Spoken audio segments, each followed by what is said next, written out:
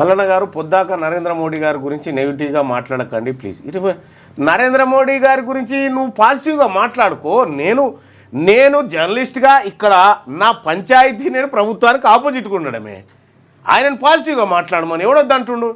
అక్కడ అమెరికా వాడు గడికోసారి నేను వాణిజ్యం బెత్తం పెట్టి కొట్టినా, నేను ఇక్కడ వీళ్ళకు పన్నులను బెదిరిస్తే చేసినా అని చెప్పి వాడు చెప్తాడు. మనం క్విక్ అని నోరు మూసుకొని కూర్చుంటే మాట్లాడకపోతే ఏం చేస్తుందా ఈ దేశము? మాట్లాడొద్దంటే నేను ఆర్ఎస్ఎస్ కార్యకర్తనా మాట్లాడకపోవడానికి? ఏవో బీజేపీ కార్యకర్తనా? కాదు కదా.